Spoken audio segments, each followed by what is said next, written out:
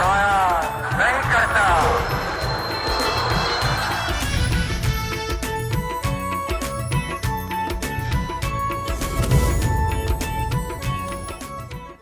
याद है मुझको, याद हैं सारे, याद है मुझको धुंधला धुंधला, उजड़ा उजड़ा, बिखरा बिखरा, लहू में लथपथ, खाक में लिपटा हुआ सामान पड़ा था। कदम कदम पे लाश पड़ी थी, जगह जगह पे खून खड़ा था। कांपते हामते बेचारे लोग तेरी जानिब दौड़ रहे थे। तेरी हुर्मत के सौदाई तुझसे रिश्ता जोड़ रहे थे। याद है मुझको, याद हैं सारे, याद है मुझको, याद हैं सारे, आग में लिपटे सब नज़ारे। पाक वतन की खातिर कैसे कटते बेटे, मरती माएँ, चीखें रोना लुटती रिदाएं, सूखे हलक से भीगी पलक तक, जख्मी ज़मीं से रोते फलक तक। याद है मुझको, याद हैं सारे। धूल नहीं तूफान उठे थे, धरती से आसमान उठे थे। हाथ में अज़्म का परचम लेकर, उजली चश्म का परचम लेकर, गली गली आजाद वतन के बजे थे ताशे और नगारे। बजे थे गली गली आजाद वतन के ताशे और नगारे। इस धरती के माथे पर सबसे लाली परचम गारे। याद है मुझको, याद है सारे। तो अब किसमें इतनी हिम्मत है अब इसकी जानिब नजर उठाए। गद्दारों की हर टोली का हर एक ऊंचा महल गिरा दो। अपना अज़्म है आज भी जिंदा, उनको ये पैगाम पहुंचा दो। आज भी धरती हूँ मांगे तो गूंजेगा बस एक ही नारा, जिंदा है अब अज़्म हमारा, जिंदा है अब अज़्म हमारा। याद है मुझको, याद है सारे, याद है मुझको धुंधला धुंधला, उजड़ा उजड़ा, बिखरा बिखरा, लहू में लथपथ, खाक में लिपटा हुआ, जला हुआ सामान पड़ा था। कदम कदम पे लाश पड़ी थी, जगह जगह पे खून खड़ा था। कांपते हामते बेचारे लोग तेरी जानिब दौड़ रहे थे। तेरी हुर्मत के सौदाई तुझसे रिश्ता जोड़ रहे थे। याद है मुझको, याद है सारे।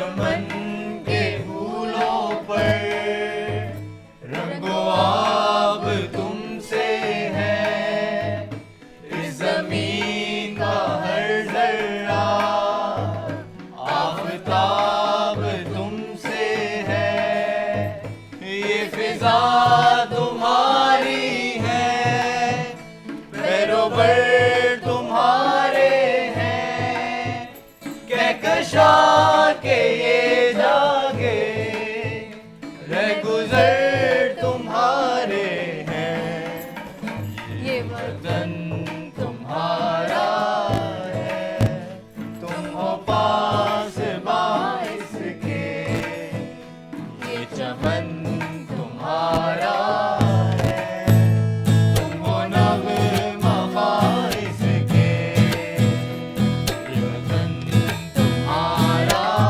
है, तुम हो पास बाइस के, ये चमन तुम्हारा है, तुम हो नग़्मा बाइस के।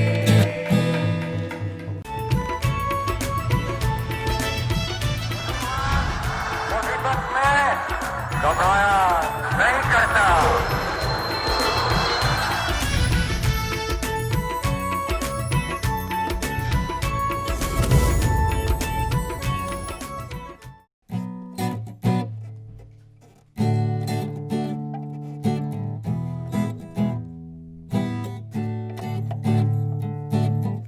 दिल से मिलते हैं तो प्यार का चेहरा बनता है, चेहरा बनता है। फूल एक लड़ी में पिरोए तो फिर सेहरा बनता है, सेहरा बनता है।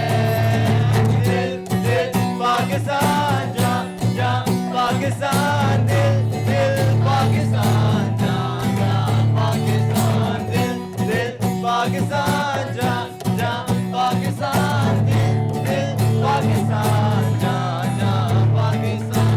ऐसी ज़मीं और आसमां इनके सिवा जाना कहाँ, बढ़ती रहे ये रोशनी, चलता रहे ये कारवां।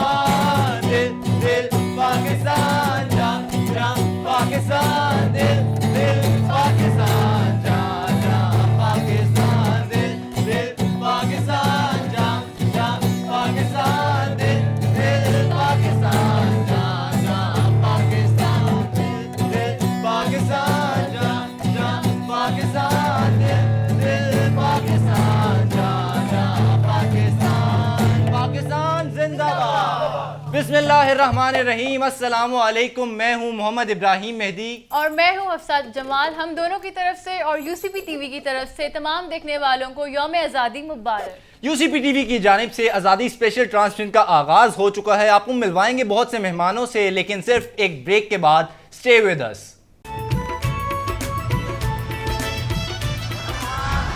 मुसीबत में घबराया नहीं करता।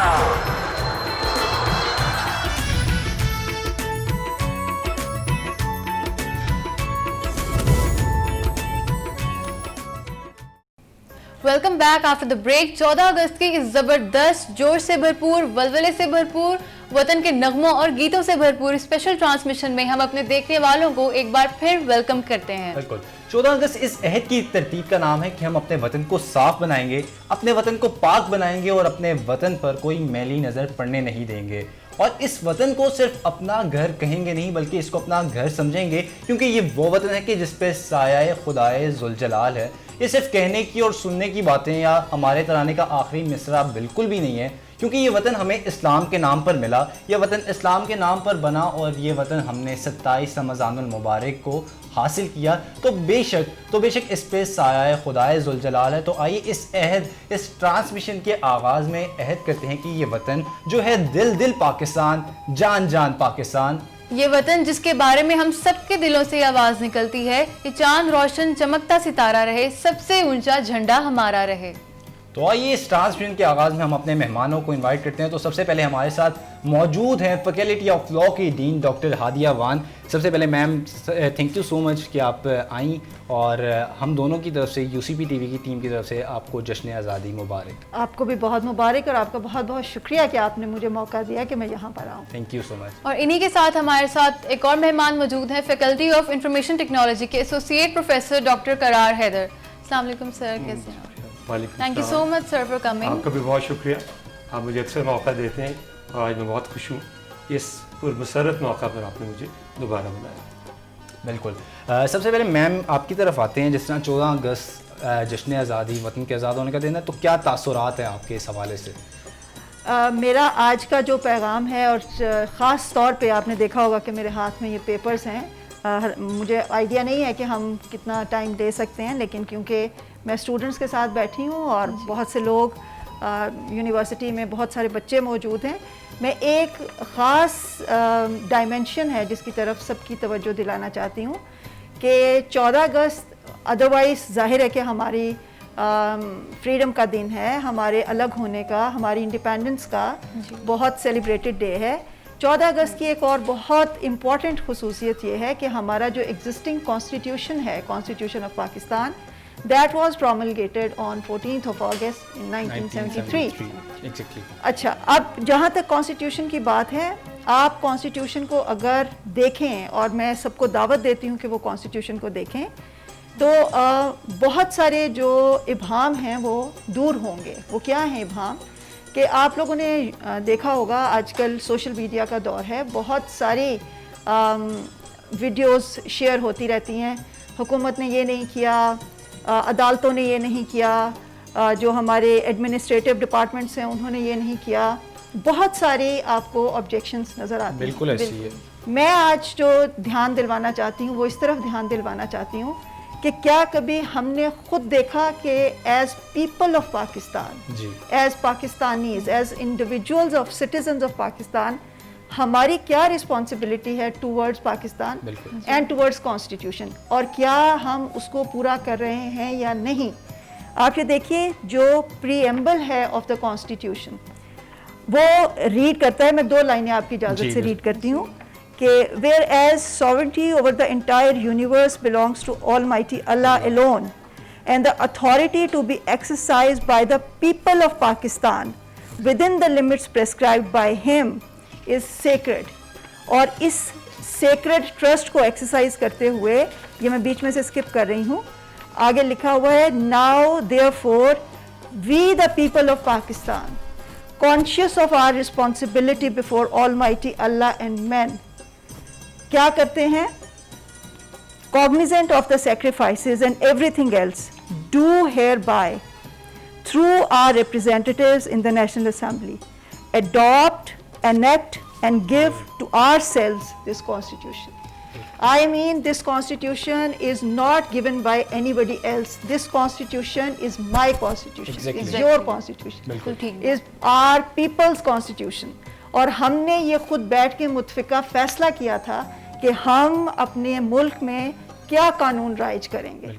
हम अपने कानून में आगे देखिए, आर्टिकल 3, आर्टिकल 4, आर्टिकल 5 सब में क्लियरली लिखा है कि हम डिस्क्रिमिनेशन नहीं होने देंगे, हम रूल ऑफ लॉ एनफोर्स करेंगे, हम फंडामेंटल राइट्स को एनेक्ट करेंगे और हम इन चीज़ों को फॉलो करेंगे। आप मुझे बताइए, मैं बीइंग सिटीजन अपने आप से पूछती हूँ कि मैं कितनी हद तक ईमानदारी से ये सब काम कर रही हूँ।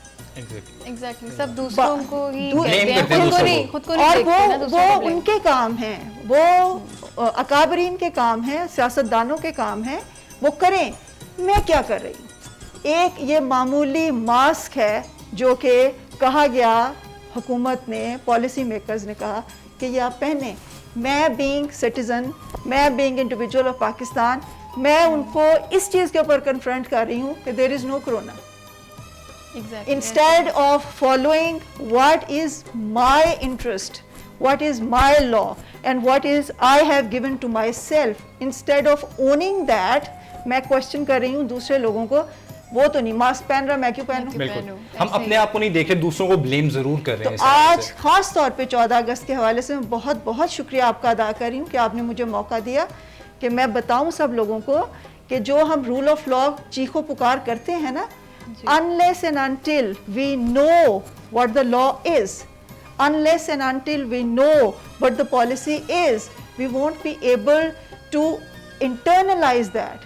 आप देखिए, हम बहुत बचपन से आपने ये बातें सुनी होंगी कि जब कुरान पाक हिफ्स करवाए जाते थे तो फिर उसको फिर बार बार रेपिटिशन होती थी। क्यों रेपिटिशन? इसलिए होती थी कि याद करने, और याद is basically the internalisation of that concept. जब तक ये लॉज, ये कवानीन, ये रूल्स हम अपनी लाइफ्स के अंदर इंटरनलाइज नहीं करेंगे, हम कभी भी इनके ऊपर अमल नहीं करेंगे। हम कहते रहेंगे, एक दूसरे का गिरेबान पकड़ते रहेंगे कि आपने ये नहीं किया, आपने ये नहीं किया, और मैं खुद भी, क्योंकि मेरे में इंटरनलाइज ही नहीं हुए हुए लॉज। जब हमें पता ही नहीं इस चीज़ के लॉज क्या हैं, तो हर इंसान खुद को बेहतर करने की कोशिश करे तो कलेक्टिवली पूरी नेशन ठीक हो जाए। जी, और जब तक हम बेटे देखें, बात जो इम्पोर्टेंट है ना वो ये कि जब तक मैं इस डॉक्यूमेंट को ओन नहीं करती ना, कि जो भी मैं ये कह रही हूँ वो मैं कह रही हूँ, मैं इसको कभी भी अडॉप्ट कर ही नहीं सकती हूँ अनलेस वी ओन इट। हम इसको अडॉप्ट नहीं करेंगे। और मेरा आज का बड़ा वाज़ेह पैगाम ये है कि रूल्स को, लॉज को, जो भी कॉन्स्टिट्यूशन में लिखे हुए हैं उसको अपनाएं। अपनाने का मतलब ये है कि ये आप हैं, ये मैं बोल रही हूँ इसमें, और जहाँ पर मैं बोल रही हूँ उसको मैं जब तक इंटरनलाइज नहीं करूँगी, जानूंगी नहीं, तो मैं दूसरों के हकूक़ को क्या अदा करूँगी? जब मैं अपनी ज़ात का अपना हक अदा नहीं करती, दूसरों के हकूक़ को क्या? बिल्कुल ऐसी बात है, जब तक हमें अपने बारे में नहीं पता तो हम दूसरों के हकूक़ क्या अदा कर सकते हैं। Thank you so much. जी सर, अब आपकी तरफ आते हैं, आपके क्या तासुरात हैं आज के हवाले से? जी, सबसे पहले तो सबको, तमाम नाजरीन को यौम आज़ादी मुबारक। अल्लाह ताला का एहसान, कायद आज़म का प्यारा पाकिस्तान। मैं आपकी इजाज़त से और दूसरे पार्टिसिपेंट की इजाज़त से सिर्फ 1.5 से 2 मिनट लूँगा, क्योंकि Hector Bolitho was a very famous New Zealand writer, author, journalist. He was based in England. उनकी एक किताब थी जिना क्रिएटर ऑफ पाकिस्तान, जिसमें उन्होंने कहा but for Quaid Azam there would have been no Pakistan. But for Quaid Azam there would have been no Pakistan. उसके बाद आगे आइए, ये तो किताब लिखवाई गई 1954 में पाकिस्तान की हुकूमत के कहने पे। उसके 30 साल के बाद, गालिबन मैं ठीक ही हूँ, यादाश्त मेरी का काम कर रही है, 1984 में a very prominent American historian with the name of Stanley Walcott, उन्होंने किताब लिखी जिना ऑफ पाकिस्तान, जिसमें वो 3 खूबसूरत लाइनें कहते हैं। मैं आप लोगों के लिए, खास करके नई नस्ल के लिए, कोई मैम ने बताया, आइन का हवाला दिया, तो नई नस्ल जो कि आइन से भागती है, मैं उनको आइन पे वापस कैसे ला सकता हूँ। उन्होंने कहा कि अपने इब्तदाइया में कहते हैं कि चंद अफराद ऐसे होते हैं, चंद लोग ऐसे होते हैं जो तारीख़ का धारा बदल देते हैं। बहुत कम होते हैं जो दुनिया का नक्शा तब्दील कर देते हैं। और फ़कत एक शख्स होता है जो एक नई कौमी रियासत की बिना डालता है। और कायद आज़म ने बैक वक्त ये तीनों एजाज़ात अपने नाम किए हैं। सो याद रखिएगा, जब भी कभी पाकिस्तान की बात होगी, यौम पाकिस्तान आएगा, 23 मार्च आएगा, तो हमें बाबा वतन को, जैसे यूं दी हमें आज़ादी के दुनिया हुई हैरान, है कायद आज़म तेरा एहसान है एहसान। तो याद रखिएगा, मत भुलाइएगा। बिल्कुल, आपकी बात बिल्कुल ठीक है। कायद आज़म तो पाकिस्तान के मोहसिन है और उनको बुलाना बहुत एक ज़्यादती की बात होगी। उनको तो किसी मौके पे नहीं हम बुला सकते। उन्होंने पाकिस्तान के साथ क्या किया, और अफसोस के हम उनके पाकिस्तान के साथ क्या कर रहे हैं, जो हमने अपने हुक्मरान या एज अ नेशन, जिस तरह मैम ने एक बात की कि हम दूसरों को बड़ा ब्लेम करते हैं, हम खुद क्या कर रहे हैं। तो ये बड़ी ज़्यादती होगी अगर हम कायद आज़म को बुला दें। मैम आपकी तरफ आते हैं, आपने एक बड़ा अच्छा पॉइंट उठाया था कि कौमें जो हैं इस तरह नहीं बनती कि तू मैं हो कि तुमने ये नहीं किया, ब्लेम करने से नहीं बनती, बल्कि कौमें जब तक हम अपना किरदार अदा ना करें। आपने एक बड़ी अच्छी एग्जांपल दी कॉन्स्टिट्यूशन की, तो हम अब तक अगर अपनी नई जनरेशन को देखें, वो काफ़ी चीज़ों से दूर है। हम उनको इन चीज़ों के ऊपर किस तरह लेके आ सकते हैं कि आप अपना रोल किस तरह प्ले कर सकते हैं, एक मुल्क की खुशहाली में किस तरह कर सकते हैं काम? बेटे, सबसे इम्पॉर्टेंट चीज़ जो है वो ये है कि आप ये देखिए कि फॉर एग्ज़ाम्पल मैं आपको ये कहती हूँ कि ये आपका घर है, ठीक है, ये आपकी गाड़ी है, ये आपका कमरा है, ये आपकी किताबें हैं, ये आपकी यूनिवर्सिटी है। अब ये जब मैं चीज़ें कहती हूँ कि दिस इज़ योर कार, तो इसके साथ क्या मुझे कोई और आपको तंबीह करनी होती है कि ये कार तुम्हारी है और इस कार को तुमने कैसे यूज़ करना है? ऑफ कोर्स आपको पता है, Understood बात यू ओन दैट कार, आपको ये पता है कि ये मेरी कार है, मेरा दोस्त मेरे से मांगता है, मैं 1 दफ़ा 2 दफ़ा तो उसको दे दूंगा, लेकिन हैबिचुअली मैं उसको नहीं दूंगा क्योंकि मेरी गाड़ी डैमेज हो जाएगी। आप उसको संभाल के रखेंगे, आप उसको आराम से चलाएंगे, उसकी हर वो ज़रूरत पूरी करेंगे जो कि एक गाड़ी चलाने के लिए अहम है। क्यों? इस वजह से कि आपके पास ये फीलिंग है that this is my ownership, ठीक है। सिमिलरली आपका घर है, आपके गैजेट्स हैं, आपका टेलीफोन है, आप किसी को हाथ नहीं लगाने देते अपने फ़ोन को। आजकल तो खैर पैंडेमिक की वजह से अदरवाइज भी हाथ नहीं लगाना चाहिए, लेकिन नहीं लगाने देते इस वजह से कि यू ओन दैट। बिल्कुल। We don't own this document. यही मेरा पॉइंट है जिसको मैं बार बार कह रही हूँ कि जब आपको ये पता चलेगा ना ये मेरी ओनरशिप है, ये जो मैं कह रहा हूँ, जो मैं कह रही हूँ, ये वो चीज़ है जो मेरा है और मेरा सेल्फ इंटरेस्ट है इसमें, तो फिर कभी भी ये जिस तरह हम तू मैं कर रहे हैं ना, होगा नहीं। फॉर एग्जांपल मैं आपको एग्जांपल देती हूँ कि if I am loyal to my country, if I am loyal to my constitution, तो ऑब्वियसली बीइंग एजुकेशनिस्ट मेरी जो रिस्पॉन्सिबिलिटी है वो क्या बनती है? वो ये अगर मैं इसको ओन कर रही हूँ तो मेरी रिस्पॉन्सिबिलिटी है कि आप सारे मेरे बच्चे हैं, बिल्कुल। और मैं आपके लिए बिल्कुल उसी तरह सोचती हूँ जिस तरह से कि मैं अपने पैदा किए हुए बच्चों के लिए सोचती हूँ, ठीक है।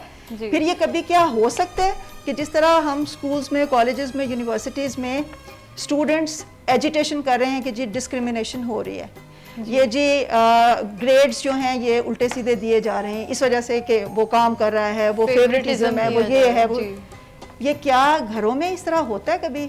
इसलिए कि सारी औलाद को एक जैसा ट्रीट किया जाता है, और औलाद को भी ये पता है कि हमें उसी तरह ट्रीट किया जाएगा जैसे बहन को और भाई को किया जाएगा। तो अगर मैं इसको ओन करती हूँ, मैं आपको ओन करती हूँ, तो आप में, तलहा में, नूर में, किसी में कोई डिस्टिंक्शन है ही नहीं, इसलिए कि डिस्टिंक्शन होना पॉसिबल नहीं है। लेकिन ये उस वक्त तक नहीं होगा बेटे जब तक कि हम इन चीज़ों को ओन नहीं करते। जब मैं ये समझूंगी ना कि नौकरी के लिए आती हूँ और वहाँ पे 8 घंटे बैठती हूँ और नौकरी करके चली जाती हूँ, नहीं होगा। आपको ओन करना पड़ेगा ये जगह, रिस्पॉन्सिबिलिटी समझ के इसको परफॉर्म करना है। ये यूनिवर्सिटी ये मेरा घर है, ये वो मेरा घर है जो मुझे रिस्क भी देता है और मुझे बच्चे भी देता है और उन बच्चों को तरबियत करने का मौका भी फराहम करता है। तो ये तो एक इतना बड़ा इदारा है और मैं इसको अगर वो सैंक्टिटी नहीं दे सकती और मैं सिर्फ इन्नी छोटी छोटी बातों में पड़ी रहूं कि आज ये नहीं किया तो आज वो नहीं किया तो मैं क्यों जाऊं, यूनिवर्सिटी वाले क्या कर रहे हैं जी, इस तरह कभी भी निज़ाम नहीं चलता। सही बात है। तो जो ओनरशिप है of the laws and internalization, मैं दोबारा से कहूँगी at the cost of repetition of course, कि ये बेहद ज़रूरी है और इनको ये यकीन दिलाना बच्चों को बेहद ज़रूरी है कि दिस इज़ यू एंड ये मैं आपको बताती हूँ कि ये पूरा एक मैकेनिज़्म बनता है। और मैकेनिज़्म कैसे बनता है? कभी भी आप, मैं ये नारे मारती रहूँ यहाँ के ऊपर बैठी हुई कि इसको ओन करें और ये कल्चर, जब तक आप एक पूरा कल्चर क्रिएट नहीं करते ना। अब आप देखिए, आपको जो ऑब्जेक्शंस हैं नई नस्ल से, वो एक ख़ास किस्म का कल्चर क्रिएट हो गया ना जी। अगर आप एक ख़ास किस्म का कल्चर क्रिएट कर लेते हैं for the obedience and compliance of laws, तो कभी क्या हो सकता है कि कोई लॉ ओबे ना करे। मैं आपको एक छोटी सी मिसाल देती हूँ। आप किसी भी जगह पे क्यू में खड़े हैं जी, ठीक है, क्यू में जो बंदा सेकंड लास्ट जगह पे खड़ा है वो वहाँ से निकलता है और वो क्यू को तोड़ता है और वो दरवाजे से आराम से एंटर हो जाता है किसी भी जगह, जो भी काम है। अच्छा, मैंने इसके ऊपर सर्वे किया कि ये जो क्यू को तोड़ के बंदा आया है, जो ब्रेकर है, इसको आप क्या समझते हैं कि ये कौन हो सकता है? एंड यू नो, हो सकता है आपके लिए सरप्राइज ना हो क्योंकि आप जानते हैं अपने कल्चर को। Majority of the people would be saying, जिसको मैंने इंटरव्यू किया, उन्होंने कहा लगता है कोई वीआईपी है, लगता है कि कोई इन्फ्लुएंस वाला बंदा है जिसको इस चीज़ का पता ही नहीं है। और आगे से हम भी कोई ऑब्जेक्शन नहीं करते कि नहीं, शायद हमारे भी ना पड़ जाए ये चीज़। Exactly, this is our culture. बस वो डेवलप हो गया ना, सब एक दूसरे को ही देखते हैं ना, वही बात है। हाँ, और फिर लोग ये समझते हैं कि लॉ को ब्रेक करने वाला ताकतवर है, एग्जैक्टली, लॉ को ब्रेक करने वाला बड़ा आदमी है, लॉ को ब्रेक करने वाले इन्फ्लुएंशियल पर्सन, उनके पास पावर है जी तो they can जी do कि whatever they वो want. ब्रेक करते हैं। ऑन द अदर हैंड आप देखते हैं बाहर के मुल्कों में, अब मिसालें जाहिर है कि हम बाहर से ही लेंगे, कि वहाँ पर बड़े से बड़ा बंदा अगर क्यू में खड़ा है तो अपनी टर्न के ऊपर खड़ा है, और ये उनकी इज्जत में इजाफे का बाइस बनता है, जी क्योंकि कल्चर अनलेस ये, जैसे मैंने आपको कहा ना, ये पूरा एक मैकेनिज्म बनता है, ये आप पूरा कल्चर क्रिएट करते हैं, और वो कल्चर जो है वो किस तरह से क्रिएट होगा, वो इसी तरह से क्रिएट होगा जब आप राइट फ्रॉम फर्स्ट क्लास अपने बच्चों की तरबियत in accordance with constitution and law नहीं करेंगे। जब तक आप उनके कोर्स का, आप उनके फॉर्मल, नॉन फॉर्मल, इनफॉर्मल तमाम मोड्स ऑफ एजुकेशन में लॉ को शामिल नहीं करेंगे, लीगल एजुकेशन को शामिल नहीं करेंगे, इंपॉर्टेंस ऑफ ह्यूमन राइट्स को शामिल नहीं करेंगे, बिल्कुल importance and respect of human being को शामिल नहीं करेंगे, दे वोंट बी। तो ये पूरा कल्चर क्रिएट जो करना है, ये हमारी जिम्मेदारी, ये हमारी जिम्मेदारी है और इसको है। सिर्फ हम ही कर सकते हैं। बिल्कुल। सर 14 अगस्त है और कायदे-ए-आज़म के फरमान के मुताबिक कश्मीर पाकिस्तान की शहर रखे, तो इसको हम इग्नोर बिल्कुल भी नहीं कर सकते। तो सबसे पहले जो पूरा एक साल हो गया आर्टिकल नंबर 370 की वायलेशन हुई, और मेरा सवाल ये है कि आपको नहीं लगता कि जिस तरह 370 में एक क्लोज जो था वो जवाहरलाल नेहरू ने करवाया था, 35A की एडिशन करवाई थी, क्योंकि वो खुद ब्राह्मण कश्मीरी थे, तो उनका कहना यही था कि बिल्कुल उनको उनके हकूक़ दिए जाने। और जिस तरह इसकी वायलेशन हुई, आपको नहीं लगता कि जो भारत है उसने अपने मोहसिन की जो खिदमात हैं उसको बिल्कुल ही फरामोश कर दिया? जी देखिएगा, ऐसे ही है बिल्कुल। 1950 में इंडिया का कॉन्स्टिट्यूशन जो था ना, वो लागू हुआ था, जी उसके फौरी बाद 370 को उसमें शामिल कर दिया गया। जैसे आपको मैंने पिछले प्रोग्राम में बताया था, 370 जो आपने दोहराया भी, कि जो उनके फाउंडिंग फादर्स थे, बिल्कुल ऐसी है। जवाहरलाल नेहरू जो कायद-ए-आज़म के कंटेम्प्रेरी थे, कलकत्ता में एक रैली से खिताब कर रहे थे, उसमें उन्होंने कहा कि मैं वचन देता हूँ अपनी हिंदी ज़बान में, मैं आपको अपना पैमान देता हूँ, अहद करता हूँ कि कश्मीरियों को उनकी मंशा के मुताबिक, अपनी मर्जी के मुताबिक इस तस्वाब राय का हक दिया जाएगा, जिसको आप प्लेबिसिट कहते हैं, जी बिल्कुल। रेफरेंडम भी कहते हैं। लेकिन 35A भी देख लीजिए, इन दोनों क्लॉजेस में चीज़ क्या है? अगरचे इंडिया की यूनियन में शामिल है कश्मीर उससे पहले, लेकिन एक तो ये कि वहाँ के रहने वाले, उनका झंडा अलग, जी राइट, वहाँ कोई गैर कश्मीरी जायदाद नहीं ले सकता, कोई गैर कश्मीरी जायदाद बेच नहीं सकता, और सबसे बढ़ के कॉन्स्टिट्यूशनली, जैसे मैडम ने कहा, और प्रैक्टिकली किसी को, गैर कश्मीरी को कश्मीर में मुस्तकिल रहने का हक हासिल नहीं है, और इसके अलावा वो वोट देने का भी हक नहीं रखता।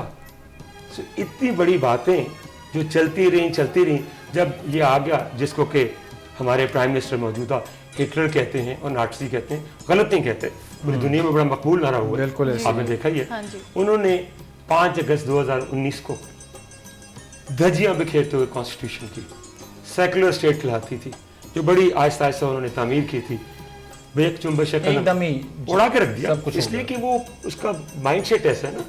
वो एक बड़ा, गुजरात में आप देख लीजिए, गुजरात में जो वाक़या हुआ था, 2000 मुसलमानों को जो बहाना बना के ट्रेन में जो जलाया गया था, और बाद में पुलिस खड़ी तमाशा देख रही थी, और मुसलमानों की दुकानों को, उनके मकानात को, उनके बिजनेस को ख़त्म कर दिया गया था, तहते किया गया। सो मोदी ने ये किया, और दुनिया जो है, अफसोस का मकाम है, हैफ सद हैफ, कि दुनिया खामोश तमाशाई बनी बैठी। लेकिन मैं कहूँगा कि पाकिस्तान ने एक मास्टर स्ट्रोक खेली। एक तो ये कि चंद रोज़ पहले उन्होंने अपने नक्शे को तब्दील कर, उसमें तगय्युर लेके, बिल्कुल ऐसे ही है, राइट। और जम्मू कश्मीर जो कि इंडियन ऑक्यूपाइड कश्मीर कहलाता है, IOK, उसको भी पाकिस्तान का हिस्सा दिखाया, बिल्कुल राइट, क्योंकि इंडिया दिखा रहे हैं गिलगित बल्तिस्तान को, और उसमें क्या किया उन्होंने, एक स्टेप और आगे चले गए।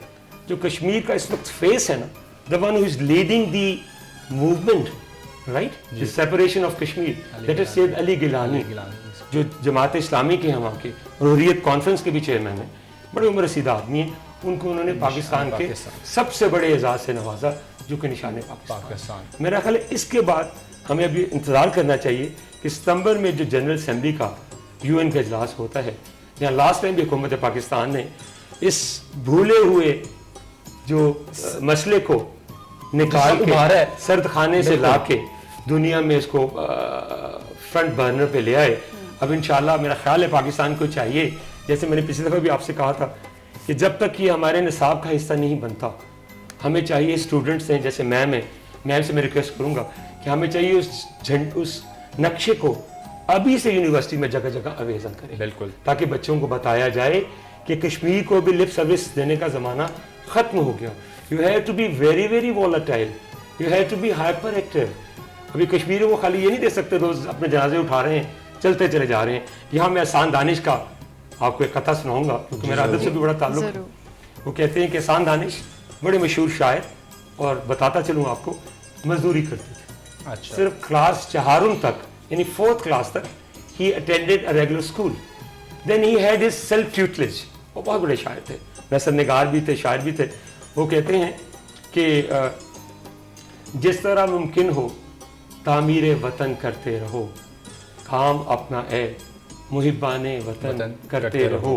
आंधियों का क्या भरोसा, क्या बगोलों का यकीन, रोज ऊंची अपनी दीवारें चमन करते रहो। आप लोगों से, जैसे मैम ने कहा, आजकल की नस्ल से मेरी ये दरख्वास्त है, मैं आपसे ये गुजारिश करूंगा कि खुदारा, because you are the future. बिल्कुल ऐसी ये बहुत सी उम्मीदें जो है इस जनरेशन से वाबस्ता हैं। सही है, कायदे-ए-आज़म का पॉइंट भी यूथ ही था। सही है, बिल्कुल। अलीगढ़ के तलबा ना होते, फ्यूचर होती। इस्लामिक कॉलेज लाहौर के तलबा ना होते, इस्लामिक कॉलेज पेशावर के तलबा ना होते, तो शायद पाकिस्तान इतनी सूरत से इतनी जल्दी से न बन पाता जितना बनता है। मैम, आपका पैगाम इस कौम के नौजवानों के लिए? मेरा तो पूरी की पूरी गुफ्तगू ही पैगाम है। वो यही है कि अपने कॉन्स्टिट्यूशन को, अपनी कंट्री को, अपने कल्चर को ओन करें और उसमें प्राइड लेंगे। जब तक प्राइड नहीं लेंगे तब तक वो उसको इंटरनलाइज नहीं करेंगे। उसको इंटरनलाइज करें, उसको एक्सरसाइज करें, रिपीटेडली एक्सरसाइज करें, बार बार एक्सरसाइज करें, और ये अहद करें कि अपने बच्चों तक ये पैगाम पहुंचाएंगे इंशाल्लाह। सर, आपका कोई मैसेज हमारे जी, मेरा व्यूअर्स के मैसेज लिए? बड़ा खूबसूरत उसी में ही है। मिली नगमे में मैं कहूँगा, नए दिनों की मुसाफिरों को उजालना है, वफा से आसूदा सातों को संभालना है, उम्मीद सुबह जमाल रखना, ख्याल रखना, ख्याल रखना, ख्याल। बिल्कुल। Thank you so much ma'am. Thank you बच्चों, thank you so much. Thank you बेटा, thank you sir. Very nice of you. आपका टाइम बहुत इंपॉर्टेंट था और आपने हमें हमारे नाम किया और टाइम, और आप दोनों को फिर एक दफ़ा हम दोनों की तरफ से और यूसीपी टीवी की तरफ से जश्न आज़ादी मुबारक। My obligation. Thank you. Likewise. और एक दफ़ा फिर से अपने व्यूअर्स को भी जश्न आज़ादी मुबारक कहेंगे। मिलते हैं नए मेहमानों के साथ सिर्फ एक ब्रेक के बाद। Stay with us.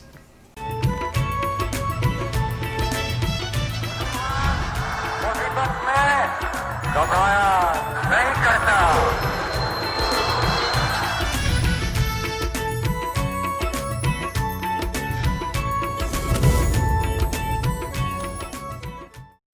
Welcome back after the break. जी, तो ब्रेक से पहले हमारे साथ जो है यहाँ पर मौजूद थे डॉक्टर करार हैदर और मैम हादिया वान। काफ़ी अच्छा सेशन रहा उनके साथ, और अब हमारा नेक्स्ट सेगमेंट है जिसमें हमें ज्वाइन किया है हमारे FMCS के ही टीचर्स ने। तो सबसे पहले मैं वेलकम करूंगी मैम मोमना का और मैम राबिल का। अस्सलाम वालेकुम मैम, कैसे हैं? Thank you so much ma'am for coming.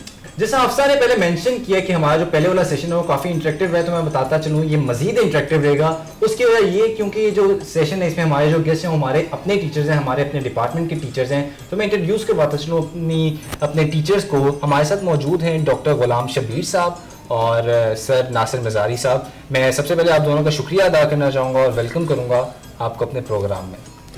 Thank you sir, आप दोनों को हमारी तरफ से और UCP TV की तरफ से जो है वो आज़ादी मुबारक। आपको भी बहुत बहुत मुबारक हो। जी मैम मोमना, मैं सबसे पहले आपकी तरफ आती हूँ। आपसे आप ये बताएं कि बचपन में जब 14 अगस्त आती थी और जो अब आती है, मतलब आप क्या फील करते हैं कि आपके बचपन में वो ज़्यादा जो था बच्चे पेट्रियाटिक ज़्यादा होते थे और उनमें मतलब ज़्यादा उनको शौक़ होता था मनाने का, और अब मनाई जाती है उस तरह से? देखिए, जहाँ तक मनाने की बात है तो बचपन में जाहिर है झंडियाँ लगना और वो फेस्टिविटी और वो बड़े से बड़ा कंपटीशन होता था पूरे मोहल्ले में कि सबसे बड़ा झंडा किधर लगेगा, किसके घर में लगेगा। उसके लिए अम्मा पापा का दिमाग खाना कि उसका झंडा क्यों बड़ा है, मेरा क्यों छोटा है, मुझे उससे भी बड़ा चाहिए। तो समहाउ आई थिंक बचपन में सिर्फ झंडे और झंडियों तक, इंडिपेंडेंस डे और सेलिब्रेशन तक रह जाती है। बट अब क्योंकि since I am a parent my self, मुझे लगता है कि जहाँ बच्चों को ये एहसास दिलाना ज़रूरी है कि ये एक इंडिपेंडेंस डे है, वहाँ उनको ये बताना भी ज़रूरी है कि इंडिपेंडेंस डे होता क्या है, या ये जो आज़ादी है ये है क्या। बेसिकली अगर आप आज़ादी को देखें तो आज़ादी की एक स्मॉल बड़ी ब्रीफ सी डेफिनेशन जो मैं बच्चों को अपने बता रही हूँ वो ये है कि जब आप अपने मज़हब को, अपनी सकाफ़त को, अपनी परवरिश को फ्रीली कर सको तो आज़ादी वो है।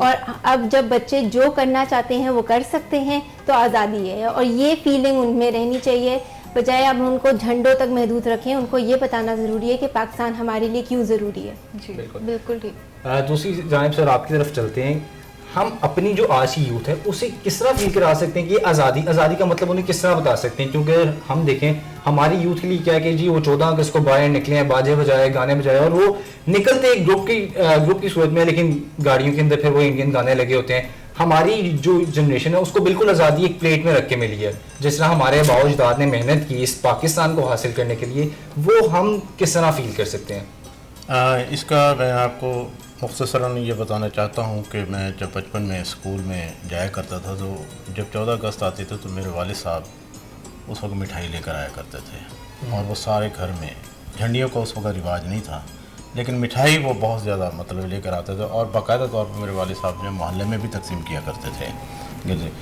मैं उनसे पूछता था, मैंने कहा ये किस लिए आप मतलब वो करें? वो सिर्फ ये कहते थे कि आपको इस चीज़ का अंदाज़ा नहीं है। लफ्ज़ वो हमेशा आप बोलते थे, कहते हैं आपको इस चीज़ का अंदाज़ा नहीं है कि हमने आज़ादी क्यों कर और कैसे हासिल की, और इसका अंदाज़ा आज मुझे हो रहा है।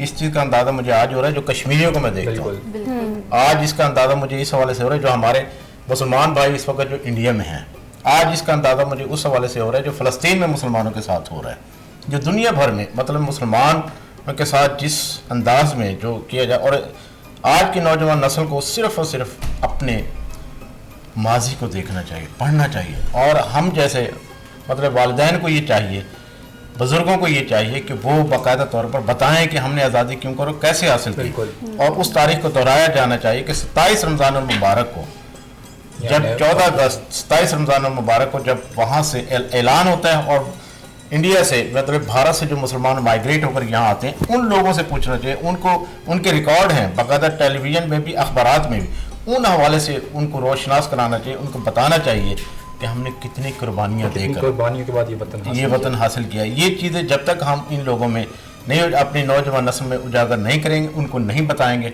हम आज़ादी का मतलब नहीं समझ सकते। जी मैम राबेल, अब आप बताएं कि अब आपके माशाल्लाह बच्चे हैं, तो how do you celebrate independence day with them? मैं डॉक्टर गुलाम शबीर की बात से एक तो इत्तेफाक करूँगी कि पास्ट को रिपीट करना, हर दफ़ा उस पर रिफ्लेक्ट करना बहुत ज़रूरी है, अदरवाइज़ हम जान ही नहीं सकते कि हम कहाँ से आए तो आगे कहाँ को जाना है। तो मैं भी बचपन में ये क्या करती थी कि मेरे पेरेंट्स माशाल्लाह मीडिया बहुत एक अच्छा रोल प्ले करता है और हम टीवी पे बहुत अच्छा कंटेंट देखते हैं, तो वो जो हम कंटेंट देख रहे होते हैं वो एक सबक है जो कि ज़रूर सीखने के लिए हमें लेना चाहिए। तो तब हम देखते थे वो जो पार्टीशन के टाइम की पिक्चर्स हैं और किस मेहनत से हासिल किया जा रहा है। तो हमारा तो जो पास्ट है यूनिक है, मतलब वो माइग्रेशन जो कि हमारे पास्ट का हिस्सा है, जो हमारी हिस्ट्री का हिस्सा है, इट्स यूनिक। और मेरा नहीं ख्याल है कि दुनिया में किसी भी और कंट्री की वो हिस्ट्री मौजूद है जो कि जिस तरह से हमने माइग्रेट किया। तो मैंने भी देखा, मेरे पेरेंट्स ने मुझे दिखाया और अब हम अपने बच्चों को भी दिखाते हैं और उनको फीलिंग देते हैं हम कि आप ये सोचें कि किस तरह से कितने लोग जो हैं वो हिजरत करके गए, कितना सामान छोड़ के गए और किस तरह से वो आगे जाके किन मुश्किलों के साथ वो वहाँ पे सेटल हुए और उसके बाद फिर आहिस्ता आहिस्ता तरक्की करते चले गए हम। और आज हम यहाँ पे जैसे बैठे शो के लिए आज़ादी से बात कर रहे हैं, तो ये तो मुमकिन ही नहीं था उसके बगैर। बिल्कुल बिल्कुल ठीक है। और ये बिल्कुल आपकी अच्छी बात है कि जिस तरह हम अपनी बात कर रहे हैं, हमें बोलने पे कोई रोकथाम नहीं है और हम बिल्कुल कश्मीरियों का दुख समझ सकते हैं, कश्मीर को इस मौके पे बिल्कुल भी इग्नोर नहीं कर सकते। सर आपकी जाने बात हूँ, कायद-ए-आज़म का बड़ा जोर था यूथ पे। शायद अगर ये इस्लामिया कॉलेज लाहौर के स्टूडेंट्स ना होते, यूथ ना होती, पेशावर के स्टूडेंट्स ना होते, तो शायद आज ये पाकिस्तान भी ना होता। इल्लामा इकबाल ने भी शाहीनों को बहुत जोर दिया। तो आज के दौर में हमारी यूथ का क्या किरदार होना चाहिए? देखिए, पहली बात तो ये है कि हमारी जो यूथ है उसे हमारे हीरोज़ के बारे में आगाही की ज़रूरत है। आज की जो हमारी यूथ है, अनफॉर्चुनेटली उन्हें उनके जो हीरोज हैं वो शायद स्पाइडरमैन और बैटमैन की शक्ल ले चुके हैं। उन्हें बताने की ज़रूरत है कि कायद आज़म हमारे हीरो हैं। उन्हें बताने की ज़रूरत है कि अल्लामा इकबाल या उनके अलावा जितने भी लोग जिन्होंने जिद्दोजहद आज़ादी में शिरकत की, उन सब के बारे में उनको आगाही की ज़रूरत है।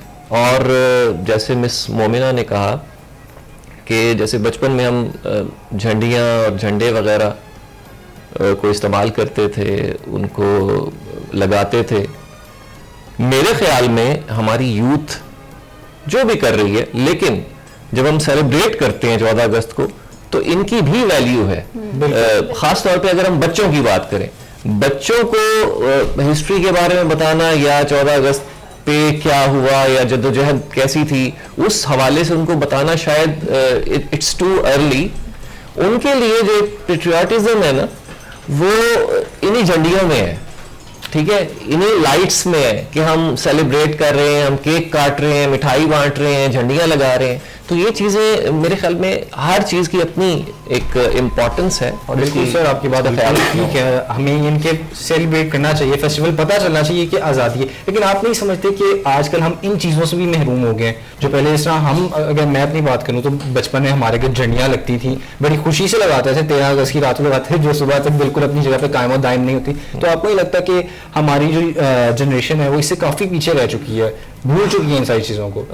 बदकिस्मती से ये जो हमारे पॉकेट्स में इस वक्त मोबाइल फोन्स हैं, ये एक बहुत बड़ी वजह है।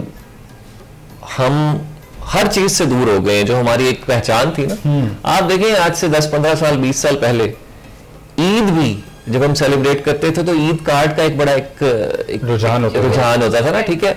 आज अगर हम ईद सेलिब्रेट करते हैं या 14 अगस्त सेलिब्रेट करते हैं तो हम क्या कर रहे होते हैं, एक मैसेज क्रिएट करते हैं और फिर पूरे ग्रुप को सेंड कर देते हैं, ठीक है।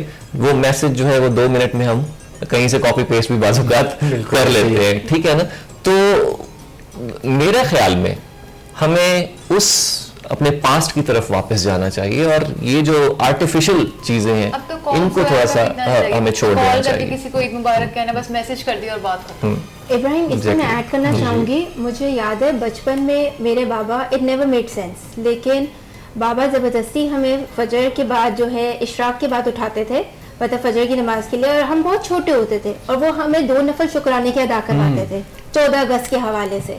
और वो कहते थे कि ये चीज़ जब तक मेरी जनरेशन चलेगी तुम लोगों ने ये कायम रखना है। तो अब जब मैं अपने फैमिली में, ज़ाहिर है मेरी शादी आउट ऑफ फैमिली हुई है, तो अब जब मैं और मेरे मियाँ करते हैं, मेरी मदर इन लॉ को भी ये चीज़ अच्छी लगी, उन्होंने किया, तो अब मुझे बहुत खुशी होती है जब मेरा 4 साल का बेटा ये देखता है कि माँ बाबा उठे हैं तो उसको हम बताते हैं आओ बेटा आके पढ़ो। बेशक वो भी सिर्फ टकरे मारता है ज़मीन पे, लेकिन कम से कम उसको पता है कि हम सब 14 अगस्त को सिर्फ 2 नफल शुक्राने के अदा करते हैं। तो आई थिंक इस तरह भी एक तो बच्चों को एहसास आप दिला सकते हो कि 14 अगस्त कुछ है जिसमें हमें आज़ादी हो जाता है, और बिल्कुल उन्हें पता चलना चाहिए कि आज़ादी जो है वो वाकई कोई नेमत है जिसका हम शुक्र अदा करें। सबसे पहले वाली आज़ादी पे चलते हैं, जब आप स्कूल में थे आपकी इस हवाले से क्या एक्टिविटीज़ होती थी? हम जब स्कूल में, मतलब जब मैं स्कूल में पढ़ता था तो उस वक़्त 14 अगस्त को वो हमें बुला लेते थे, उससे पहले रिहर्सल कराते थे और कौमी तराना वो लाजमी हमसे करवाते थे। और उसके बाद फिर वही स्कूल में ही मतलब मिठाई जो है वो तकसीम कराते थे। और 14 अगस्त को सुबह सुबह कौमी तराने के बाद फिर उसके बाद वो मिठाई, और उसके बाद मतलब एक पूछते हाँ भी क्या हालात हैं, ये इस अंदाज में मतलब गुफ्तगू होती थी। और एक अच्छा खाना घर में हमारा तैयार होता था। दूसरी सबसे बड़ी बात यह है कि आज के नौजवानों को मैं बड़ा हैरान होता हूँ इस चीज़ के हवाले से कि पाकिस्तान का जो झंडा है, फ्लैग जो है ना, उस हवाले से उन्हें पता ही नहीं है कि इसकी मीनिंग क्या है। बिल्कुल ऐसी है। अब पाक बेसिकली इसका मीनिंग जो है पीस से, अमन से। बिल्कुल। इसी रास्तान इसका ताल्लुक लैंड से है। यानी इस हवाले से भी हम इस चीज़ को बताने की जरूरत, हमें बताना चाहिए कि क्या है।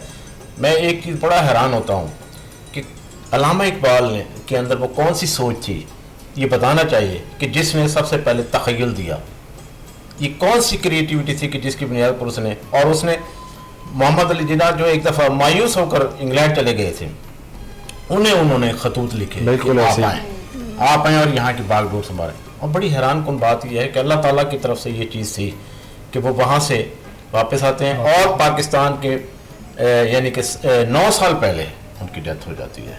अल्लामा इकबाल की, बिल्कुल। अल्लामा इकबाल की 9 साल पहले 1938 में उनकी डेथ हो जाती है। 1947 में पाकिस्तान वजूद में आता है। लेकिन कायद आज़म के बारे में मैंने बहुत कुछ पढ़ा है, मैंने बहुत कुछ देखा है।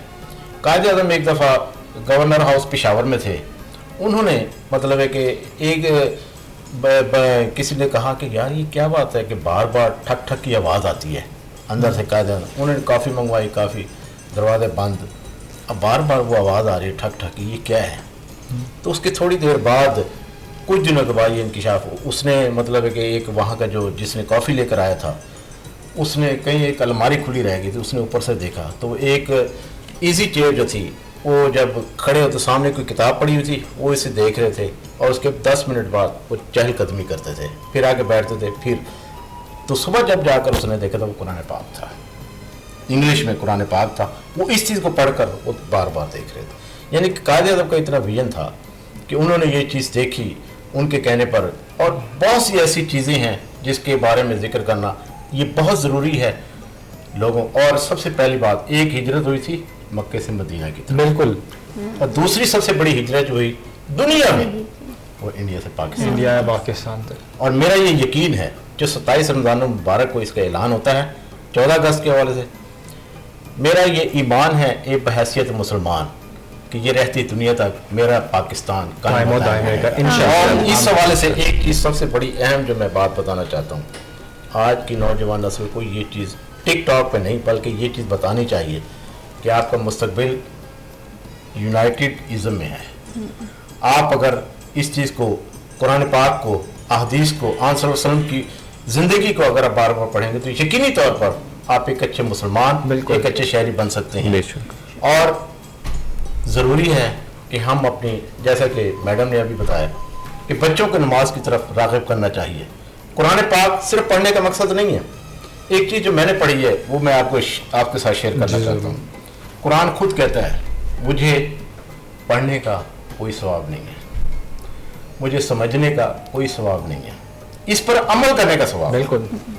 ये चीज़ जो है ना मेरे लिए, भारत पाकिस्तान जिंदाबाद के हवाले से मैं ये बात कहूँगा कि पाकिस्तान की नौजवान नस्ल अगर इस तरफ आ जाए, दुनिया की कोई, आपने देखा कितनी क्राइसिस से गुजरा है। अभी हाल ही में आप देखें, कोरोना के हवाले से आप देखें, दुनिया में इस वक्त यानी ऑस्ट्रेलिया जैसे मुल्क में भी कोरोना ने दोबारा सर उठा लिया। अमेरिका में सबसे ज्यादा अमवात हुई हैं, जो कि सबसे ज्यादा तरक्की याफ्ता था।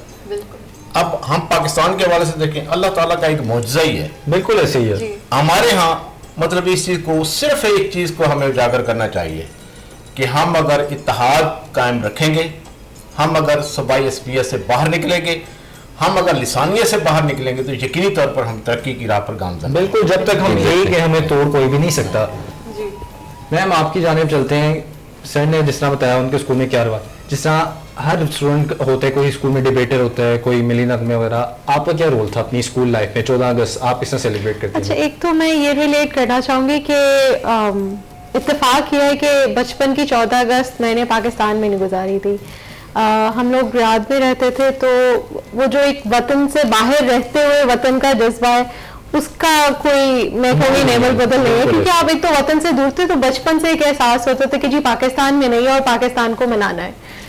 तो एक चीज़ जो कि मैं अभी मिसिंग देखती हूँ वो ये कि जो हमारे मिली नगमे थे, जिसको मेरा ये रोल होता था बचपन में कि 14 अगस्त के लिए एक मिली नगमा तैयार होना है और उसको फुल जज्बे से जो है वो पूरे ग्रुप के साथ हमने गाना है, और पढ़ते हुए एक जज्बा भी आता था बहुत ज़्यादा। और अभी भी ऐसा है कि उन्हीं मिली नगमों को अगर हम गाएं तो वो बल्कि फीलिंग भी आती है उन वर्ड्स में, उनकी समझ भी आती है। और साथ ही साथ जो एक चीज़ जैसे सर ने हिस्ट्री की बात की और कहा कि कितनी मुश्किलों से हासिल हुआ, इसी तरह से जो फ्लैग है जो कि सर ने माशाल्लाह कोट पे भी सजाया और शर्ट पे भी सजाया है, और जिस ग्रीन कलर को हमने ओढ़ भी लिया है, इसकी भी एक फीलिंग है। और ये वो सारे सिंबल्स हैं जो कि एक मैसेज दे रहे होते हैं। तो यूथ जो है वो अगर इन सारी चीज़ों को लेके चले और साथ ही अहमियत भी रखे याद के आज़ादी का मतलब क्या है, तो तभी हम इस दिन को जो है वो हर साल जिंदा रख सकते हैं। और इसी तरह से मैं भी बचपन में भी यही होता था कि मिली नगमा भी गा रहे हैं और साथ में वो ग्रीन कलर भी कैरी हो रहा है, और अब अपने बच्चों को भी इसी तरफ ही कर रहे हैं कि वो ये सारी चीज़ें जो है फील कर सकें कि किस तरह से अगर हम सोनी धरती कह रहे हैं तो सोनी धरती का मतलब क्या है, मतलब भी समझ आना चाहिए।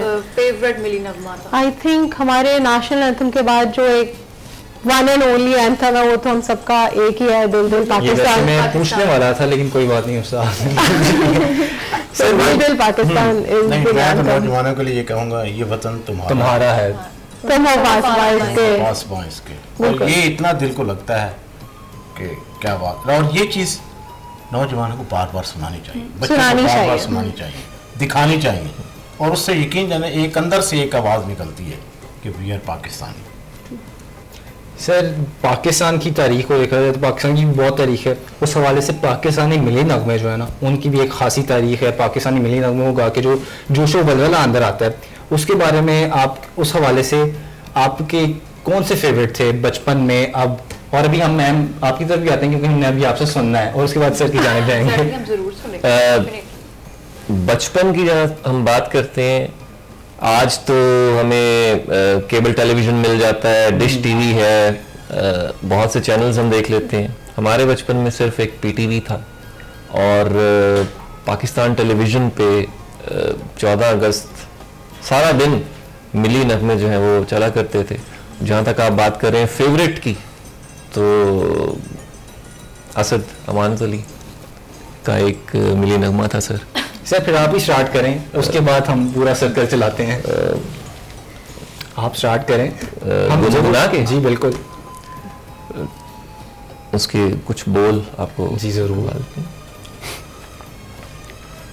मेरा दिल तेरी मोहब्बत का है जां बख्श दया, मेरा सीना तेरी हुर्मत का है संगीन हिसार, मेरे महबूब वतन तुझ पे अगर जाहो निसार, मैं ये समझूंगा ठिकाने लगा सरमाया तन, ए वतन प्यारे वतन।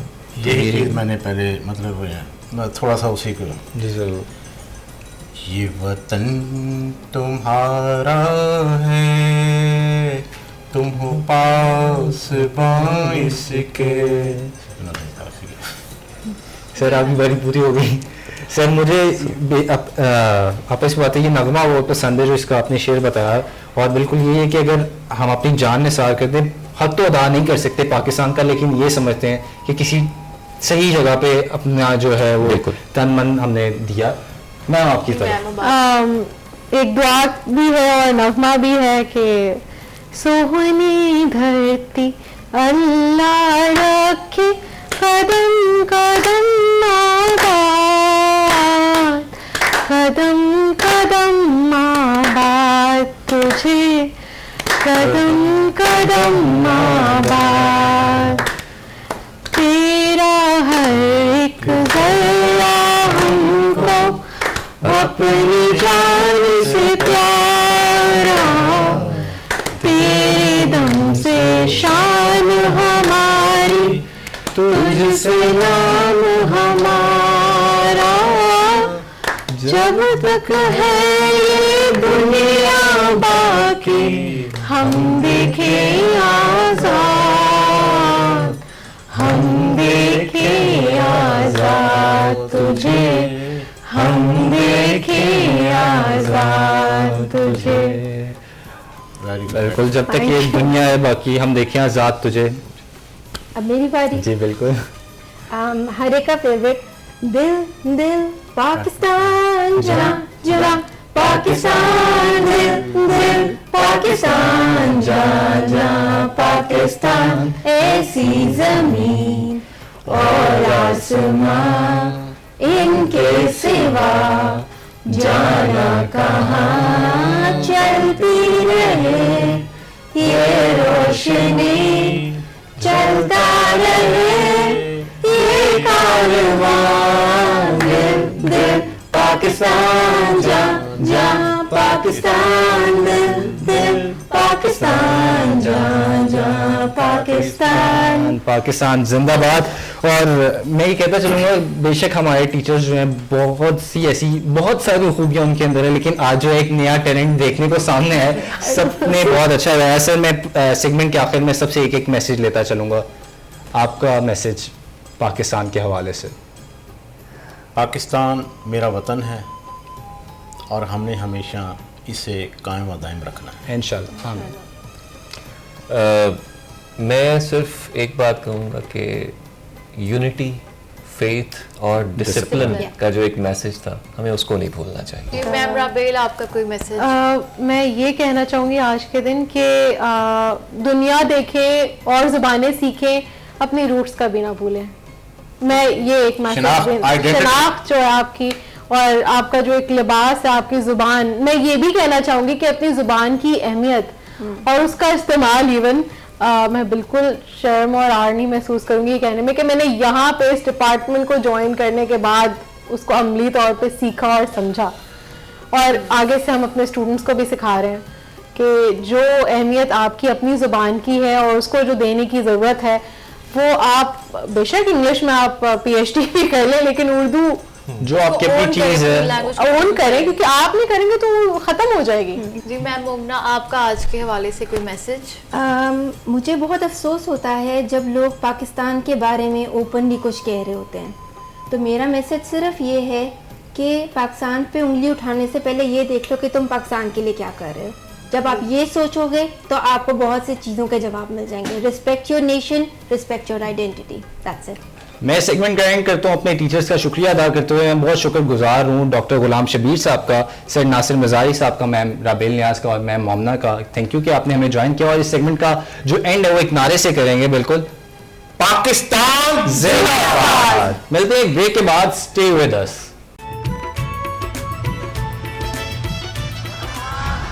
मुसीबत में घबराया नहीं करता।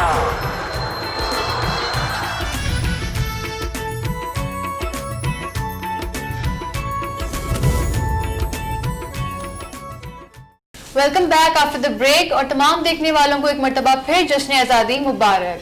और ये हमारे शो का थर्ड और लास्ट सेगमेंट है जिसमें हमें मजीद और मेहमानों ने ज्वाइन किया है। हमारे साथ मौजूद है मोहम्मद उसामा कादरी।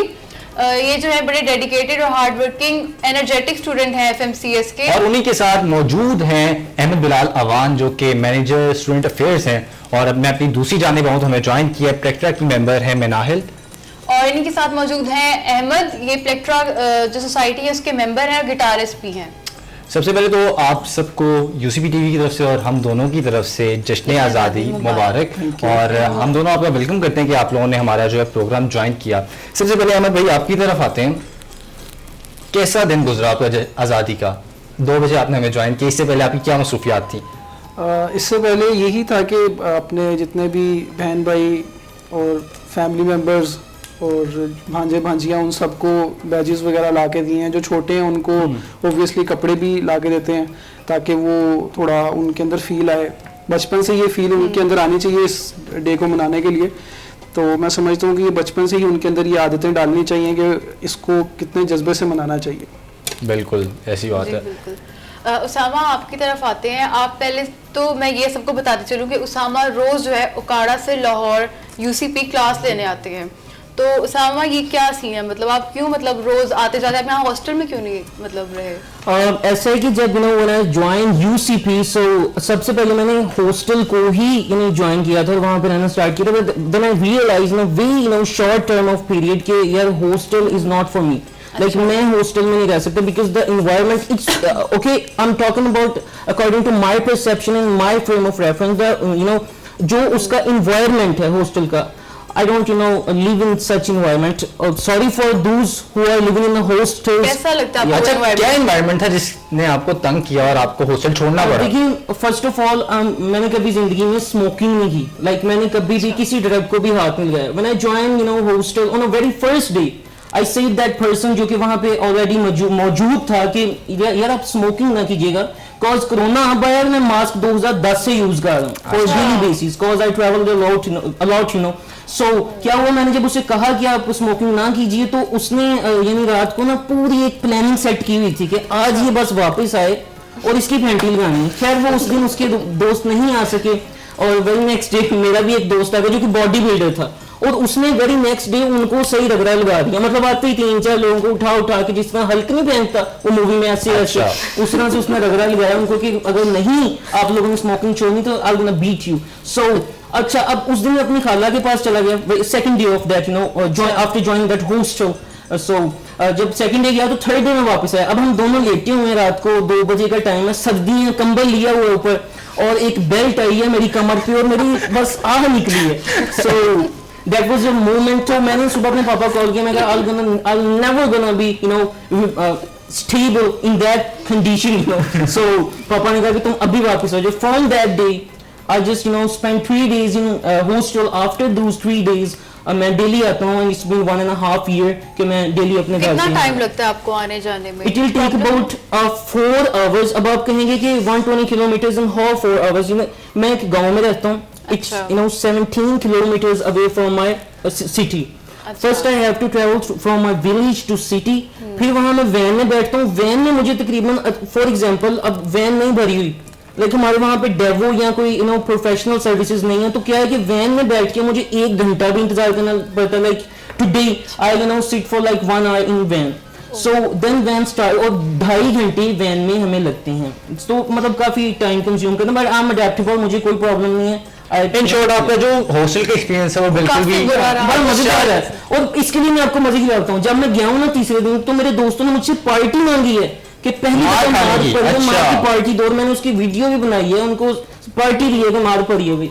अच्छा, बड़े एक्सेप्शनल केस आते हैं हमारे पास और उस सामान में से एक है। चलते हैं मिनाहिल की तरफ। मिनाहिल, किस तरह मनाती हैं आप जश्न आज़ादी को? 14 अगस्त को किस तरह सेलिब्रेट करती हैं? फर्स्ट ऑफ ऑल तो जब हम लोग छोटे होते थे तो हमें बड़ा शौक होता था कि हम लोग बैजेस पहने, बैंड्स पहने और झंडियाँ वगैरह लगाएं। लेकिन जैसे जैसे आप बड़े होते जाते हो आपको आपकी प्रायोरिटीज चेंज हो जाती है, राइट?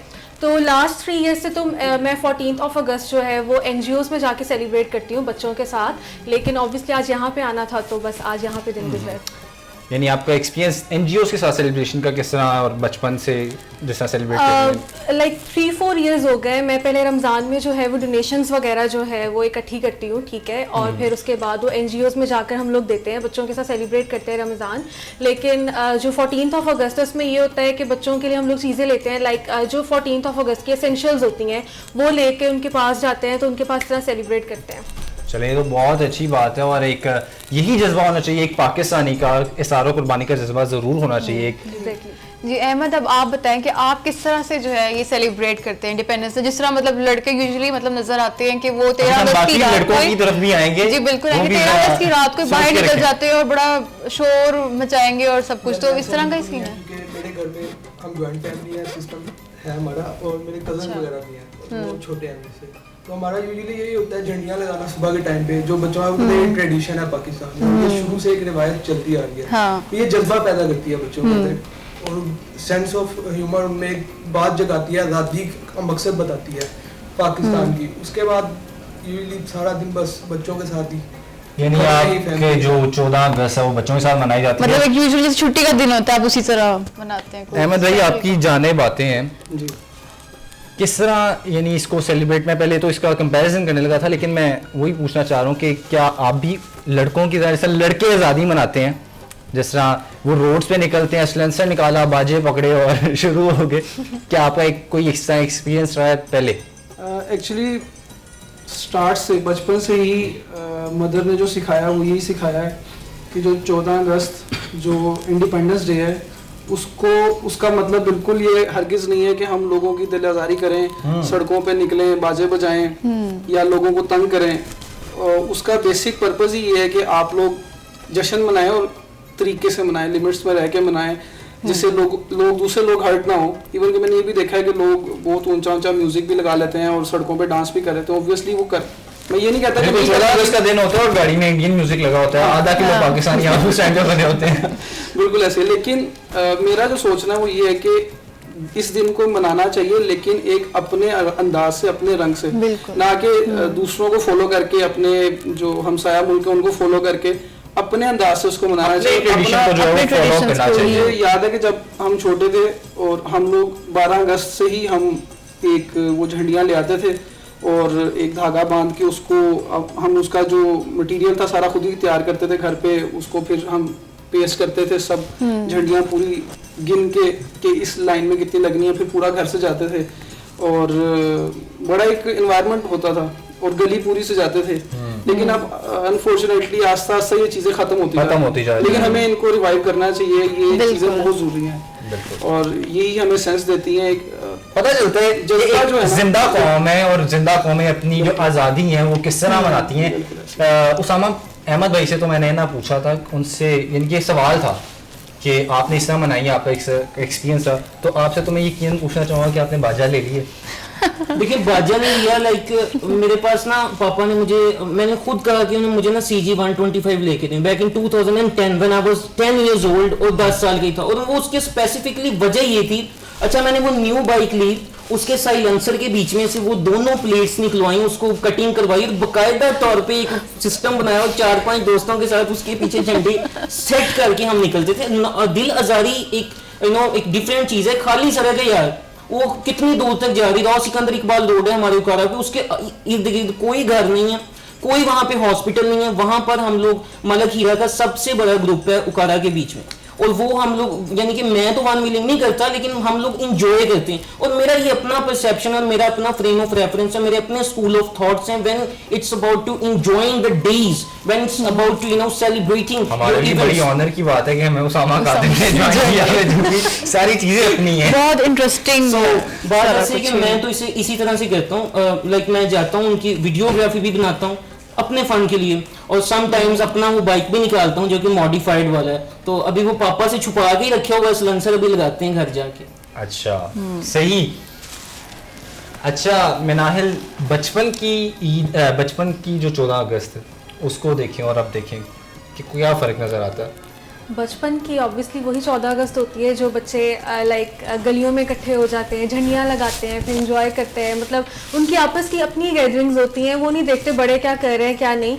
तो और जब आप बड़े हो जाते हो तो मैंने जैसे पहले कहा था आपकी प्रायोरिटीज़ चेंज हो जाती हैं, ठीक है, मतलब आप चाहते हो कि आप कुछ अपने वतन के लिए करो, अपने मुल्क के लिए करो कुछ अलग, जो जिससे जो है मुल्क की तरक्की हो। लाइक हम लोग यूजुअली जो है अपनी गवर्नमेंट पे डिपेंड करते हैं कि वो कुछ करेंगे तो तभी हमारी जो है वो कौम आगे बढ़ेगी, जबकि ऐसा नहीं है। जब तक हम खुद कुछ नहीं करेंगे तो मेरा नहीं ख्याल कि कुछ हो सकता है।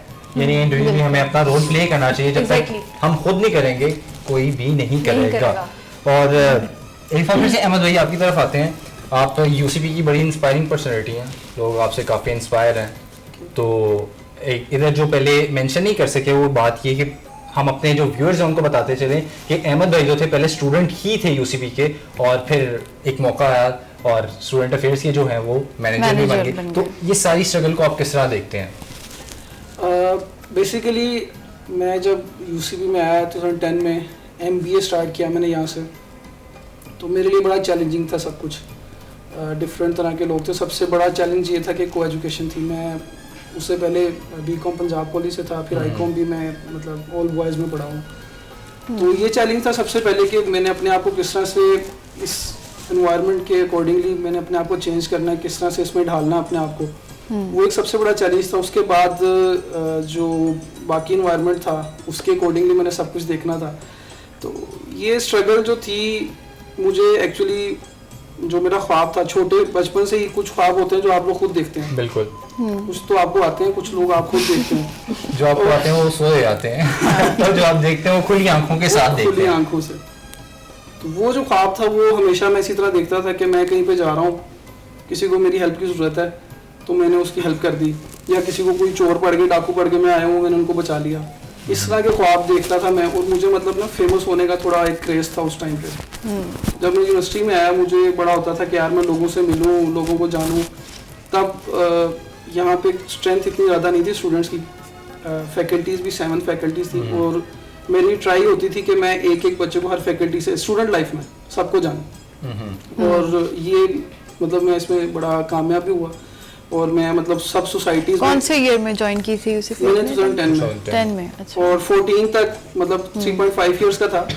14 तक मैं मतलब इस तरह से हो गया था कि हर स्टूडेंट जो है ना वो जानता था कि अहमद बिलाल कौन है। ख्वाब पूरा हो गया था। हाँ जी, ख्वाब मेरा फेमस पूरा होने था। का। बिल्कुल। और उसके बाद फिर उसी साल जब मैं ग्रेजुएट हुआ, कॉन्वोकेशन के बाद मुझे पता लगा कि यहाँ पे एक जो पहले मैनेजर थे वो छोड़ चुके हैं, उन्होंने रिज़ाइन कर दिया। मैंने अप्लाई किया, अल्लाह का शुक्र है कि after I guess 2 months of my convocation मुझे यहाँ पे जॉब मिल गई।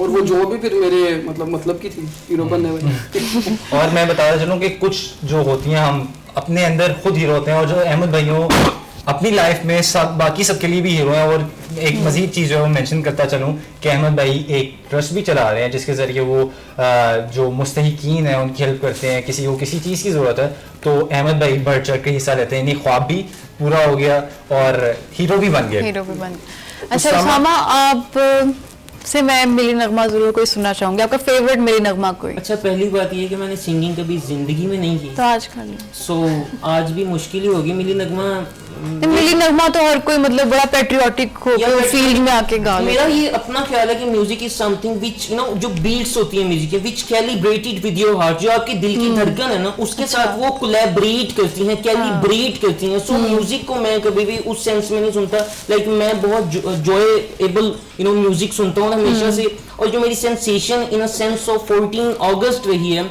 वो रहे हैं हमारे अल्लाह ताला उन्हें जन्नत में आला मुकाम दे जुनैद जमशेद साहब, जिनका था दिल दिल पाकिस्तान। वो क्यों अच्छा मुझे वो पसंद था, cause it gives you an electronic you know vibe. Exactly. उसके बीच में एक वाइब थी जो कि वो मतलब मिली नगमे सभी काबिल इख्तराम है, लेकिन वो बड़े मायूसी वाले और दकियानूसी वाइब में no I don't like, I need vibe. और वो वाइब सिर्फ जुनैद जमशेद देते थे जिसमें था दिल दिल पाकिस्तान जा जा पाकिस्तान। वो लाइक हमारे पास जो है ना मिनाहिल और अहमद मौजूद हैं और ये जब आपको मिली नगमा सुनाएंगे तो ज़रूर आपको वाइब भी मिलेगी। पहले हम मिनाहिल की तरफ जाएं, फिर अहमद भाई आपकी तरफ आएंगे।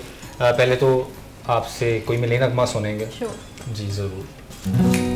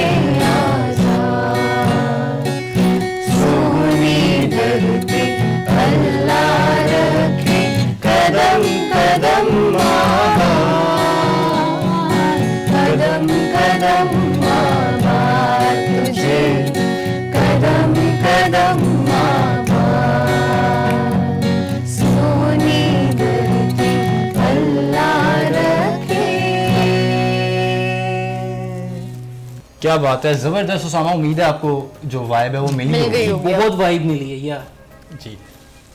कोई जोश कोई वलवला महसूस किया आपने अपने? जी जोश वलवला लाइक अल्लाह रखे जिसे तो उसे फिर कौन चखे, तो सोहनी धरती को अल्लाह नहीं रखा हुआ। सो नहीं, ये हम पाकिस्तान को दुआ भी देंगे कि इस सोहनी धरती को अल्लाह रखे कदम कदम आबाद, और ये हमारी दुआ है। और इंशाल्लाह पाकिस्तान जो है आने वाली दुनिया तक कायम दायम रहेगा, ता क़यामत कायम रहेगा। ये हमारी पाकिस्तान के लिए दुआ है। मिनाहिल, सिंगिंग का शौक बचपन से था कि ये कुछ बाद में जो है हुआ? नहीं, एक्चुअली बचपन से ही था, मतलब मेरे पापा जो है बहुत अच्छी नात पढ़ते हैं और हमें म्यूज़िक का शौक़ जो है वो डेवलप हो गया था। 6th क्लास में जो है मैंने एक म्यूज़िक कंपटीशन में पार्टिसिपेट किया था, ऑल पाकिस्तान म्यूज़िक कॉन्फ्रेंस में, और वहाँ पे जब मैंने गज़ल कैटेगरी में गोल्ड मेडल लिया था तो तब मुझे पता लगा था कि मैं सिंगिंग कर सकती हूँ थोड़ी बहुत। अच्छा। तो तब से जो है वो शौक़ जो था वो था, और अब अल्हम्दुलिल्लाह UCP में जो है वो टैलेंट बेस्ड स्कॉलरशिप में मैं यहाँ पढ़ रही हूँ 100% पे, तो ये बस। अच्छा अहमद, आप बचपन से गिटार बजा रहे हैं या बचपन से शौक है कि अब थोड़ा सा इसको अडॉप्ट किया? अच्छा। और यूनिवर्सिटी आगे मैंने सीखना शुरू किया सीनियर से, सोसाइटी से, तो अब से ही मैं प्ले करूँ। अच्छा, बड़ी अच्छी बात है कि आप बड़ा अच्छा प्ले करें यूनिवर्सिटी आने के बाद। अहमद भाई आपकी तरफ आते हैं और नगमा बाप से सुनेंगे। मेरे से? हाँ। पहले तो नगमे की तरफ अगर आए तो मैं एक छोटा सा मैसेज भी देना चाहूँगा। जी ज़रूर। अपनी यूथ को और अपने जितने हमारा मतलब इंडस्ट्री है उसमें भी, कि जब हम लोग मतलब छोटे थे तब जो इसकी फ्रिक्वेंसी थी मिली नगमे आने की, नेशनल सॉन्ग्स आने की फ्रिक्वेंसी बहुत ज़्यादा थी, कि मतलब एक आता था उसके बाद दूसरा आता था, हर सिंगर मतलब कहता था कि बस मैं कंपटीशन में आ जाते थे कि अब मैंने भी अपना नेशनल सॉन्ग, लेकिन अब थोड़ी ये फ्रिक्वेंसी कम हो गई है मेरे ख्याल में। इसको हमें थोड़ा अहमद भाई मैं एक और चीज़ ऐड अप करता चलूँ, आपने पहले बताया था झंडियाँ जो लगाते हैं, बिल्कुल एक फेस्टिवल मनाते हैं, बताते हैं जी कि पाकिस्तान आज़ाद हुआ है, वो भी जो फेस्टिविटी है ना 14 अगस्त की, वो भी अगर आप देखें तो ख़त्म हो चुकी है, और जो हमारी जनरेशन है वो काफ़ी इन चीज़ों से महरूम है, वो काफ़ी जिस तरह उसामा ने कहा कि वो फील ही नहीं कर पाते।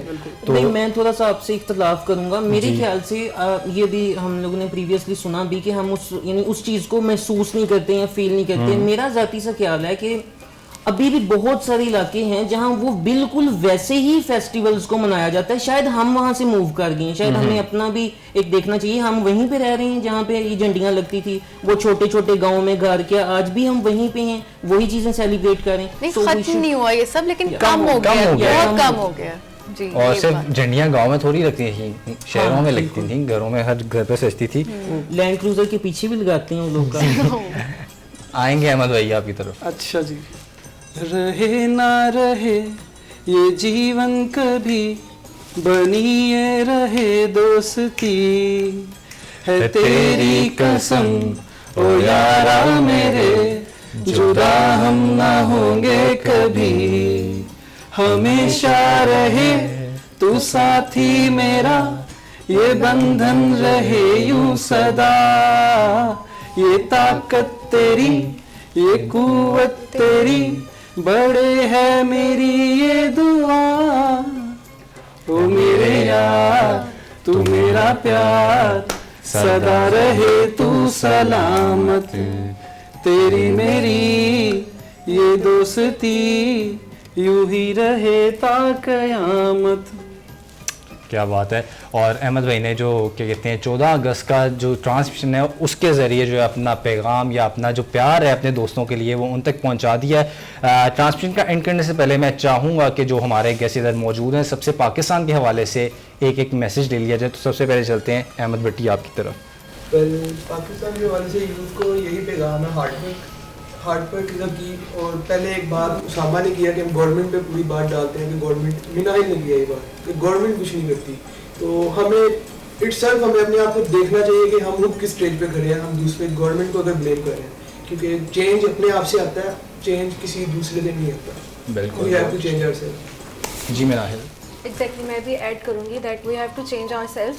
हमें जो है वो अपने ऊपर काम करना चाहिए, ठीक है, बजाय कि हम गवर्नमेंट को देखें, किसी और पे जो है वो डिपेंड करें। जब तक हम खुद कुछ नहीं करेंगे तब तक डेफिनेटली कुछ भी नहीं होगा इस मुल्क में। तो उसकी बेटरमेंट के लिए हमें सबसे पहले जो एक ग्रीन पाकिस्तान का जो है कैंपेन चल रही है, हमें जो है वो प्लांटेशन करनी चाहिए। फिर हमें जो ये नॉइज़ पोल्यूशन है ये रिड्यूस करनी चाहिए। तो इस तरह के हमें स्टेप्स लेने चाहिए ताकि जो है हमारा जो मुल्क है जो बिल्कुल नीचे जा रहा है वो तरक्की करे। एम्प्लॉयड माइंडसेट को फॉलो मत कीजिए, be a boss of your own game, and if you don't have a game then generate your game. So ये मेरी पाकिस्तान की यूथ को मैसेज है, क्योंकि अल्लाह ताला हमें हमेशा हमारी सोच से बढ़ के अता करता है, तो अपनी सोच को वसी कीजिए। जी सामा, बहुत अच्छी बात की आपने।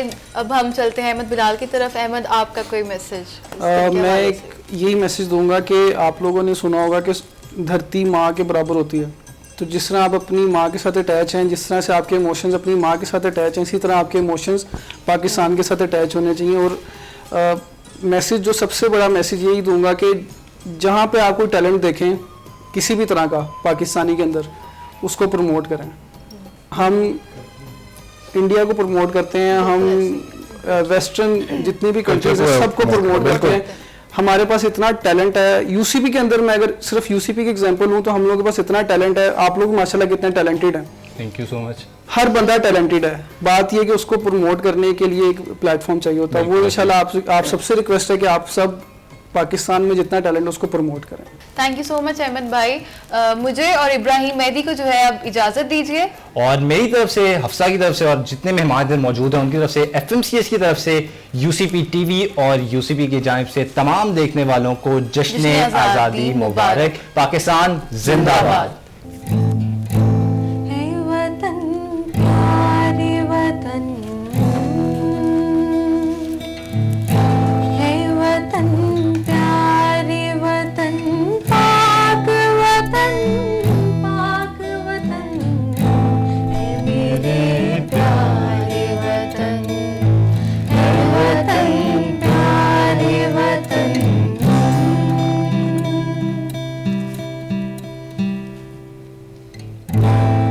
तुझसे है मेरी तमन्नाओं की दुनिया पर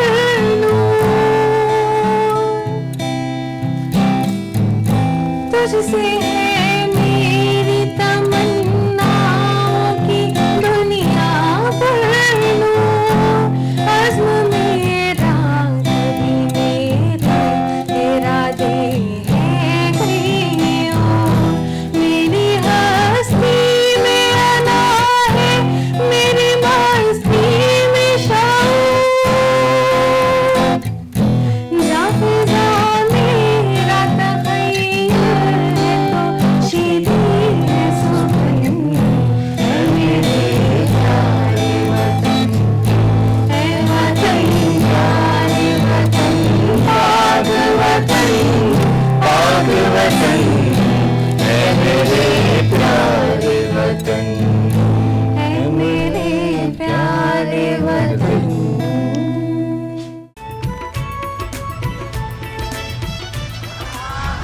मुसीबत में घबराया नहीं करता।